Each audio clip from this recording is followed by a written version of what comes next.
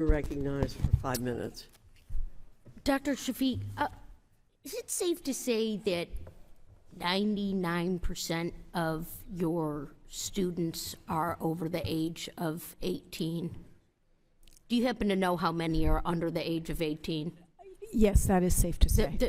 So we've got the undergrads, we've got the graduates, we have adult students, and I'm in the minority party, so we didn't have a ton of say in who was participating in today's hearing, and we've had several hearings about rising anti-Semitism and abhorrent anti-Semitism, and I see that there are students in this audience and there are students outside this committee room, and your voices are entirely important here, and your lived experience is very important. I certainly have the where were you on 10/7 moment. I was with Jewish constituents at home when I was seeing this war unfold and the horrors unfold. And my immediate thought was, oh dear, our college campuses are going to erupt. I have been a member of Congress who's been very dedicated to the Jewish student experience and the protection of it. And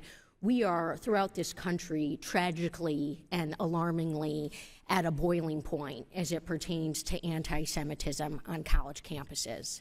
And to every single person in this room wearing the kippah, who is a Jewish student, who stands alongside Israel and fellow Jewish Americans, you belong and you have a safe space here in the Congress, and you deserve to have a safe space on your campus. I personally had no thought of ever applying to Columbia or any of these other fancy universities that were coming to our committee to talk about what's going on. But I think we'd be having a much better hearing if we had students here.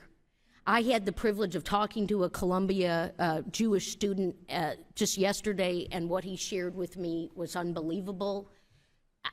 I don't know what's going on with you all in the administration. Frankly, you have a D report card from the ADL. I hear you that you say these things are terrible, and yet they're happening. So the message to the students, and I was an anti-war protester in college myself. I was there when we went into Iraq. I did not want to see us do that. But you cannot call out war while calling out the death and destruction of another group of people. You cannot do that. So, protests and events, they get unwieldy. I'm an elected official. I have town halls and all this and that, and we understand what happens. But let's be really clear here about human dignity and where we are going. We have a vote that we are taking in the next day or two, a resolution on condemning Iran's attacks on Israel. Again, it's from the majority party. I'd like to, as a Congress, be having more nuanced conversations and protections. I come from a very diverse, beautiful place in this country, and I listen and I hear from all of my constituents all over.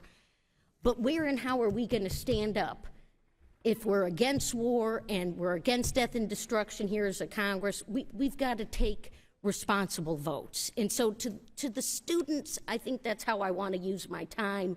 I want to see Columbia and all these other places that are failing on their ADL report card to improve. We've got to improve, and we've got a responsibility to improve. We're doing it in the Congress. We employ young people here. We have interns here. I yield back. Thank you.